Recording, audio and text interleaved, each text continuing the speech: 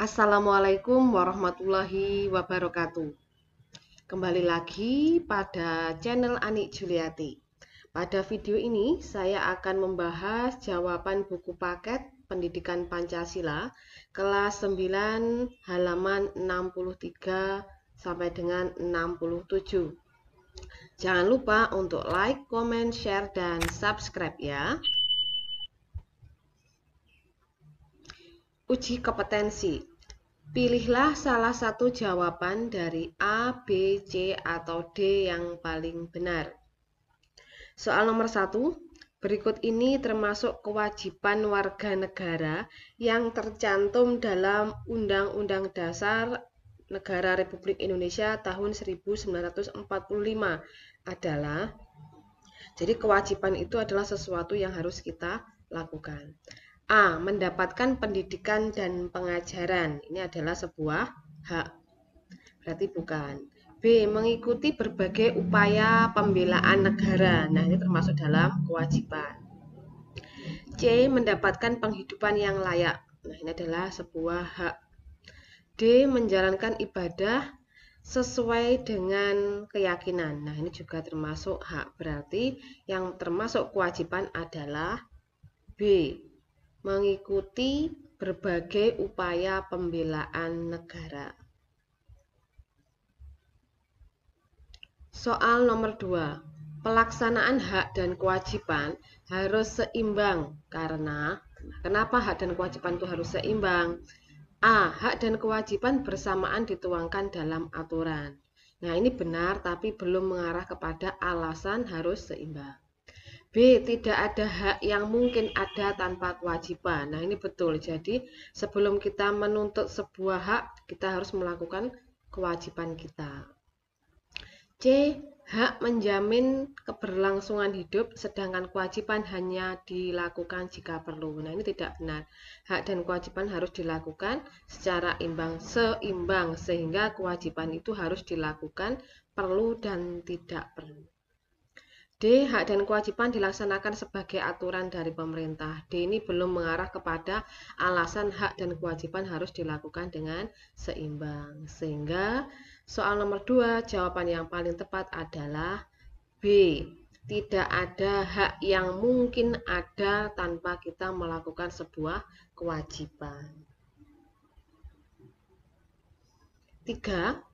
Contoh keseimbangan pelaksanaan hak dan kewajiban dalam bidang pendidikan adalah yang ditanyakan bidang pendidikan. A. Mendapatkan layanan pendidikan yang sama di sekolah dan belajar dengan sungguh-sungguh. Nah, ini termasuk dalam bidang pendidikan. Mendapatkan perlakuan yang sama di hadapan hukum dan mentaati setiap peraturan perundang-undangan yang berlaku. Berarti ini dalam bidang hukum. C. Mendapatkan kesejahteraan, kesempatan dalam bekerja dan berusaha, serta mencintai produk dalam negeri. Nah, ini dalam bidang ekonomi. D. Mendapatkan jaminan keamanan dan kenyamanan, berarti dalam bidang keamanan. Berarti jawaban yang paling tepat untuk soal nomor 3 adalah A. Mendapatkan layanan pendidikan yang sama di sekolah dan belajar dengan sungguh-sungguh. Soal nomor 4. Contoh keseimbangan pelaksanaan hak dan kewajiban dalam bidang ekonomi adalah A. Mendapatkan layanan pendidikan yang sama di sekolah dan belajar dengan sungguh-sungguh, berarti dalam bidang pendidikan. Yang ditanyakan dalam bidang ekonomi berarti A bukan. B. Mendapatkan perlakuan yang sama di hadapan hukum dan mentaati setiap perundang-undangan yang berlaku, berarti dalam bidang hukum. B bukan. C. Mendapatkan kesejahteraan, kesempatan dalam bekerja dan berusaha, serta mencintai produk dalam negeri. Nah, ini dalam bidang ekonomi, berarti C. Kita lihat dulu yang D.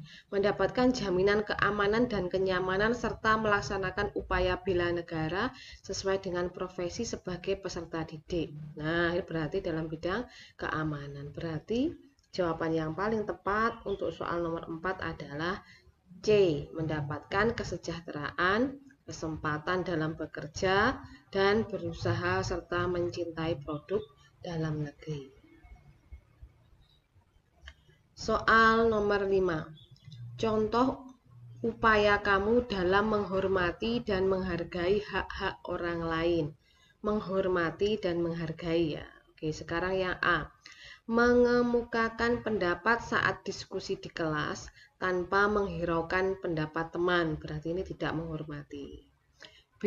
Mendengarkan pendapat teman dalam berdiskusi dan menerima masukan dari teman. Ini termasuk menghormati. C. Mengerjakan tugas sekolah secara individu dan tidak memberi bantuan kepada teman. Nah, ini ketika kita bisa, diharapkan kita bisa saling membantu. C. Bukan.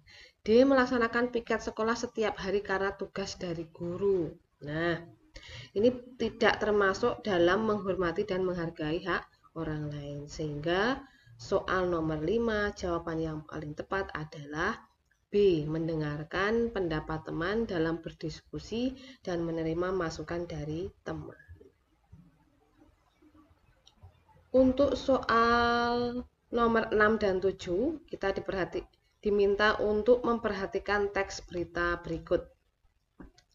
Sedikitnya 3 provinsi gratiskan sekolah untuk siswa SMA. Pada tahun 2018, terdapat beberapa daerah di Indonesia yang menggratiskan SPP untuk siswa-siswi SMA sederajat. Beberapa daerah tersebut antara lain Provinsi Jawa Timur, Banten, dan Sumatera Selatan. Bahkan, pemerintah Provinsi Jawa Timur untuk tahun ajaran 2019-2020 menganggarkan 904,18 miliar. Besaran uang yang mendekati angka 1 triliun tersebut akan digunakan untuk biaya SPP ataupun seragam sekolah bagi siswa SMA atau SMK baik negeri maupun swasta. Berdasarkan hasil kajian yang sudah dilakukan DPRD Provinsi dan Dinas Pendidikan Jawa Timur, diproyeksikan untuk mensubsidi SPP 1.280.545 siswa. Soal nomor 6, tentukan pihak yang menerima hak dan pihak yang sudah menunaikan kewajiban. Jawaban nomor 6, A. Penerima hak yaitu siswa SMA atau SMK negeri dan swasta di Provinsi Jawa Timur, Banten, dan Sumatera Selatan menerima hak pembebasan biaya SPP atau seragam sekolah serta orang tua siswa secara tidak langsung terbantu dalam pembiayaan sekolah. Pihak yang sudah menunaikan kewajiban adalah pemerintah Provinsi Jawa Timur, DPRD Provinsi Jawa Timur, dan Dinas Pendidikan Provinsi Jawa Timur. Pemerintah Provinsi Jawa Timur telah menunaikan kewajibannya yaitu menyediakan layanan pendidikan untuk tahun ajaran 2019 sampai dengan 2020 dengan menganggarkan dana 904,18 miliar. Kemudian DPRD Provinsi Jawa Timur juga sudah menunaikan kewajibannya, yaitu menunaikan kewajiban sebagai fungsi anggaran atau pengawasan dengan mengkaji dan menyetujui kebijakan dari pemerintah Provinsi Jawa Timur. Kemudian Dinas Pendidikan Provinsi Jawa Timur juga sudah menunaikan kewajibannya sebagai pelaksanaan teknis program subsidi SPP dan pengadaan seragam bagi 1.280.545 siswa. Soal nomor 7, menurutmu mengapa pemerintah Provinsi Jawa Timur merasa perlu menganggarkan 904,19 miliar untuk biaya pendidikan di daerahnya? Jelaskan pendapatmu.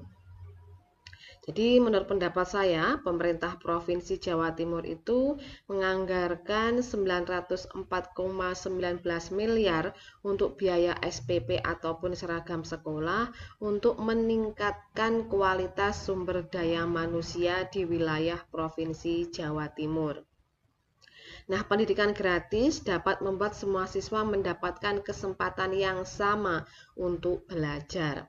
Tidak ada lagi perbedaan antara siswa yang mampu dan tidak mampu, baik di sekolah negeri maupun swasta.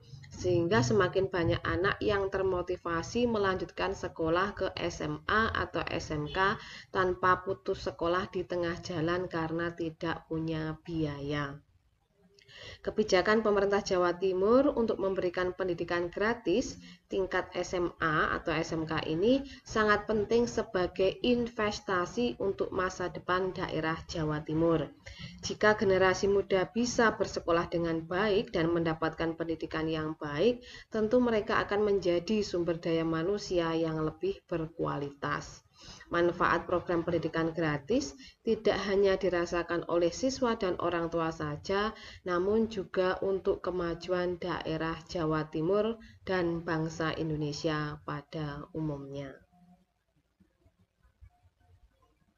Untuk menjawab soal nomor 8, 9, dan 10, perhatikan gambar berikut. Nah, di sini ada pendapat responden tentang upaya pemerintah dalam memenuhi hak-hak anak berkebutuhan khusus secara umum.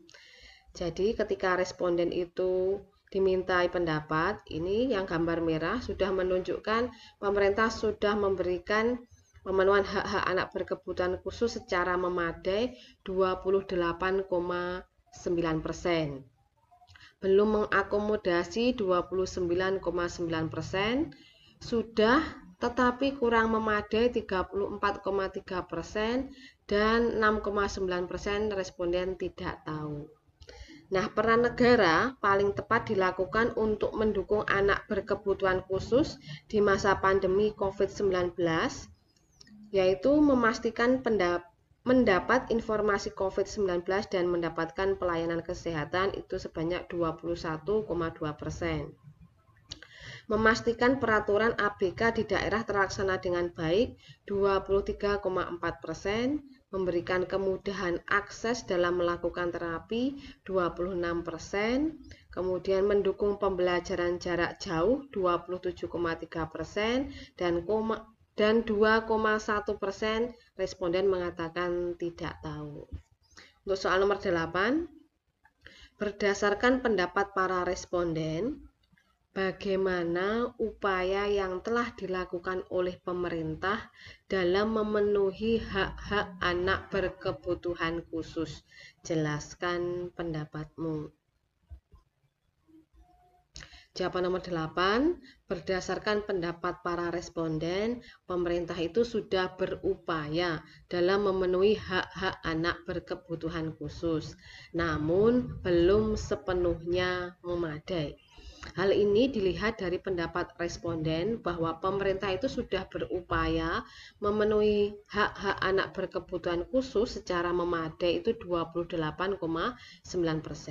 Kurang memadai 34,3%.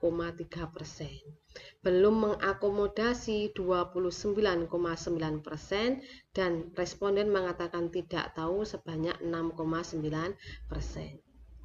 Pemerintah dapat meningkatkan pemenuhan hak-hak anak berkebutuhan khusus dengan bekerja sama dengan unit pelayanan disabilitas, universitas, sekolah, orang tua, dan masyarakat untuk membantu memenuhi hak-hak anak berkebutuhan khusus, sehingga hak-hak anak berkebutuhan khusus dapat terlayani dengan baik.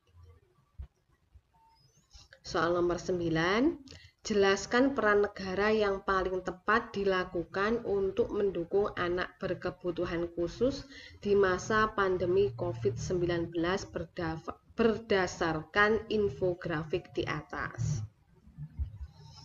Nah, berdasarkan data dari pendapat para responden, peran negara yang paling tepat. Jadi tadi kan ada 4 peran negara. Dari 4 peran negara ini, mana yang paling terbaik? 1, 2, 3, 4. Peran negara yang paling tepat, yang paling baik itu yang mana?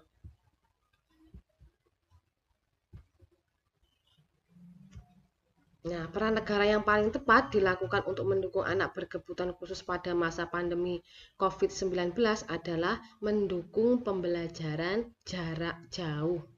Melalui pembelajaran jarak jauh dengan bekerja sama dengan orang tua, maka hak-hak anak berkebutuhan khusus itu dapat terpenuhi meskipun di masa pandemi. Soal nomor 10, berapa persen selisih pendapat antara responden yang menganggap upaya pemerintah sudah memadai dengan responden yang menganggap belum mengakomodasi hak-hak anak berkebutuhan khusus di Indonesia? Berikan kesimpulanmu mengenai upaya pemerintah berdasarkan selisih persentase tersebut. Responden yang menganggap upaya pemerintah sudah memadai yaitu 28,9%, dan responden yang menganggap upaya pemerintah belum mengakomodasi hak-hak anak berkebutuhan khusus yaitu 29,9%. Maka dapat disimpulkan bahwa perbedaan pendapat antara responden yang menganggap upaya pemerintah sudah memadai dengan responden yang menganggap belum mengakomodasi hak-hak anak berkebutuhan khusus di Indonesia adalah 1%.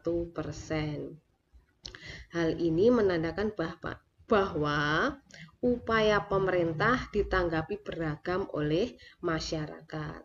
Oleh karena itu, pemerintah harus berupaya lebih keras lagi dalam memenuhi hak-hak anak berkebutuhan khusus, misalnya dengan melakukan kerjasama dengan unit pelayanan disabilitas, universitas, sekolah, orang tua, dan masyarakat. Isilah kotak teka-teki silang di bawah ini. Kita diminta untuk mengisi. Nah, soal nomor 1 yaitu merupakan sesuatu yang harus diperoleh semua orang secara universal atau umum. Ini ada 3 kotak secara mendatar. Sesuatu yang harus diperoleh berarti adalah hak. Soal nomor 2 ya, ini menurun. Ada 9 kotak.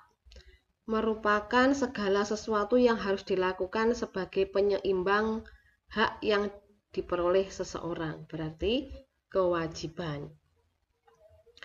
Nomor 3, ya, ini ada pertanyaan, semua orang yang secara hukum merupakan anggota resmi dari suatu negara. Semua orang yang secara hukum, ini ada mendatar 11, berarti warga negara. 4, suatu kelompok manusia dengan kesamaan keturunan, budaya, bahasa, ideologi, sejarah, serta wilayah tertentu dengan kehendak yang sama untuk bersatu. Nomor 4 ini menurun ya, ada 6 kotak menurun, berarti jawabannya adalah bangsa. Nomor 5, pejabat negara yang memiliki kewenangan untuk mengadili seseorang yang melanggar hukum. 6 menurun, nah adalah hakim. Yang mengadili adalah seorang hakim.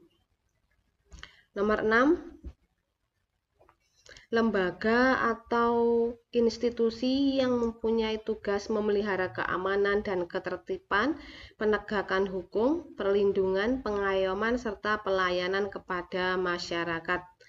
Nah, ini nomor 6, ada 5 mendatar, berarti Polri. Nomor 7, tempat atau wilayah di mana peserta didik berada, baik sekolah, rumah, maupun masyarakat. Menurun, ini ada 10 kotak, berarti lingkungan. Nomor 8, lembaga formal, tempat peserta didik belajar. Nomor 8, ini menurun, ada 7 kotak, berarti sekolah. Nomor 9, profesi seseorang yang memberikan jasa hukum dan bertugas menyelesaikan persoalan hukum bagi orang yang membutuhkan bantuan hukum dalam proses peradilan. Nomor 9 ini mendatar, ada 7 kotak, berarti advokat. Nomor 10, kata awal dari sila ketiga Pancasila, berarti persatuan.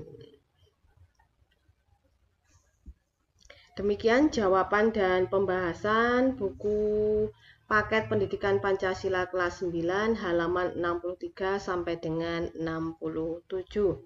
Jika ada jawaban yang berbeda dengan pendapat kalian, silahkan kalian tuliskan di kolom komentar untuk kita diskusikan secara bersama-sama.